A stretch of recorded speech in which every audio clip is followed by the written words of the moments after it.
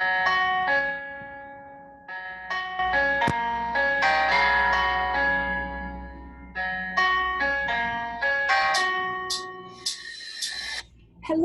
and welcome to Write Volumes Behind the Volume Presents Shades of Craft video series.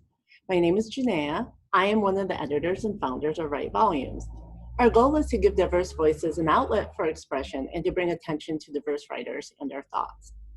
We are releasing a monthly author interview, some over video, others written, featuring our wonderful writers to help people like you get to know them better. We also launched a one-question video series where we ask a panel of writers one question, ranging from the role of writers in society to how readers perceive stories, and then see how it affects them, their writing, and the readers. And now this craft series to help us delve into writing. In these discussions, we'll focus on one area of the writing craft and take a deeper dive and highlight what it is and some examples in stories. This is the second of a special three-part Halloween series on horror writing. In this episode, we will cover setting the horror tone and mood. The third episode will be horror incidents and endings, and the first, in case you missed it, was horror stories basic framework. For those who have written horror before, and for those who would like to try it, here are some quick tips. Remember, horror writing is about feelings. Fear, revulsion, terror, surprise. What you focus on depends on the tone you would like to generate. According to Merriam dictionary, tone gives shape and life to a story. Through tone, the attitude and mood of a literary work are created and presented. There are two basic tones to horror. Psychological horror. These stories usually affect the reader mentally. Think Silence of the Lambs. Psychological fear can often occur before the story even starts. And the second is traditional horror. These stories typically move faster and allow for a more visceral reaction. Think Texas Chainsaw Massacre. Gushing blood, hacked up flesh, severed organs tends to shock the reader. Regardless of which tone you choose, the writing should produce extreme feelings and emotions. Three common horror moods are paranoia, the sense that something is not quite right, which makes the character and reader doubt themselves, their beliefs, and their surroundings. This is a good source of slow tension building. The second is dread, horrible sense that something bad is going to happen. Tension can build if the reader knows more than the main character, or if the reader connects with the main character and cares enough to fear for them. Shock. Now this should be believable. Remember, the more unlikely the twist, if the foundation is not woven into the story, the less likely it is to scare the reader. If the twist is too predictable, the reader won't be scared either. While an engaging story contains more than one emotion, and during different points in the story, you can highlight different emotions, try to pick one for the overall mood. Choosing one for the overall mood can keep you focused on what you're building towards and keep the piece consistent. A good tip to remember is something that I noticed from reading many of the submissions I received. In general, everything should be creepy, and those stories that stood out to me even included eerie or disturbing adjectives describing mundane things. And it doesn't have to be overt. Subtle can keep the readers and feed their subconscious. A good example of this is in Shades and Horror and Strangeness anthology. One story is Vermin by Elizabeth Kate. In the opening of the story, she really helps create and set an uneasy mood. Becca leads me down the stone path to her studio. She glances back at me with an easy smile as we navigate the weathered stones lined up between the trees. "It's only another 5 minutes up the path," she calls out to me. "Watch your step on these next few stones." Her black hair wisps across her face as the wind picks up, but she leaves it there flowing. She waits a few steps ahead on the path. Small patches of grass creep up between the uneven stones. A thick, mossy root sprawls out from the depths of a nearby tree and weaves itself through the upcoming stones between Becca and me. I step over the root, As I press my weight into the stone beneath, it begins to wobble and I lose my balance. Becca's hands jolt towards mine, and I reach to grasp it, but I'm too late and my knee grazes the rock below. I wince at the sharp pain but try to mask it with a chuckle.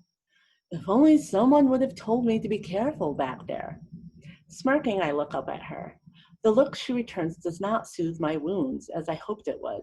I step back onto both of my feet and take her hand for safe measure. She shakes her head and gives me a grin from the corner of her mouth. I thought it was your second nature to follow every step I take. Her fingers wrap tighter around mine, and she pulls me down the path once more.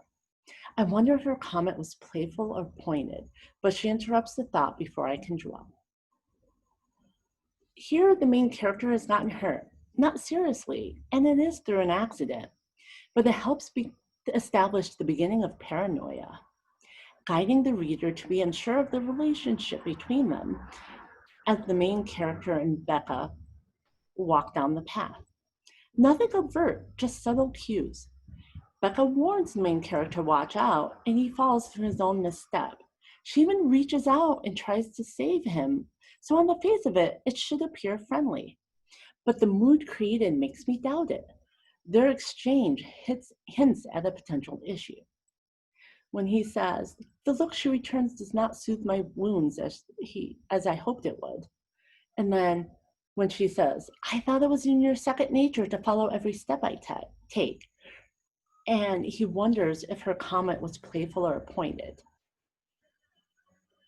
But even earlier than this, her phrasings and adjective choices leads the reader subconsciously down the path of doubt and paranoia. When she says, the grass creeps up between uneven stones and weaves itself through the upcoming stones between Becca and me. So already there, you're like, it's weaving through there. So subconsciously or unconsciously, I'm thinking there's a divide between them. And then when he falls, he wonders if he's too late to save himself.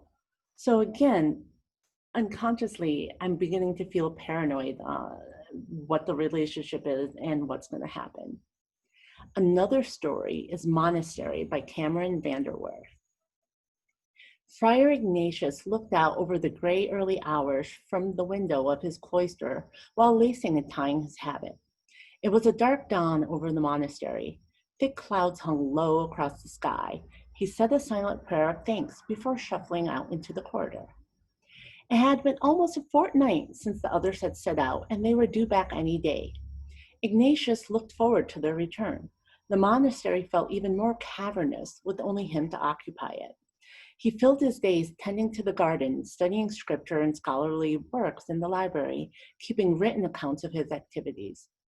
He spoke aloud sometimes to break the crushing silence of his solitude, but it had been days since he had uttered a single syllable. His one-sided conversations had begun to feel prideful and strange, somehow wrong.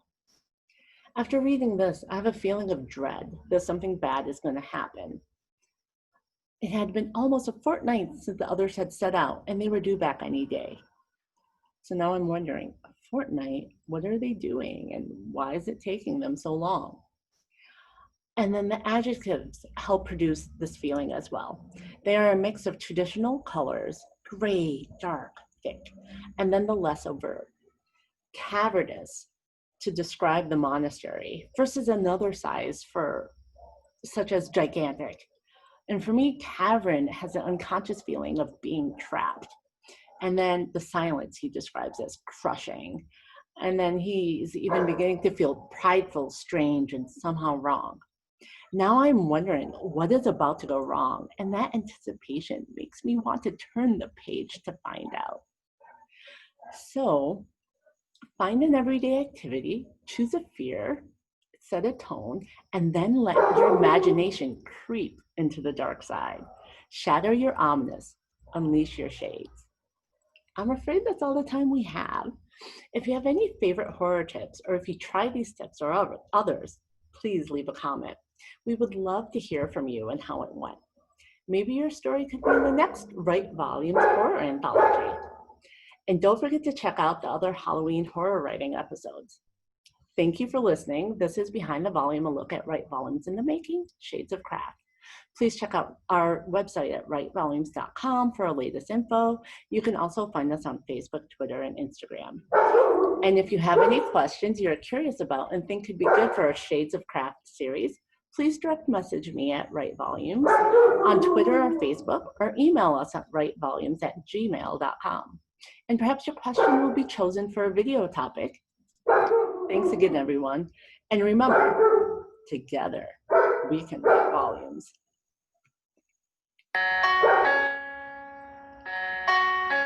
And even the dog is cute.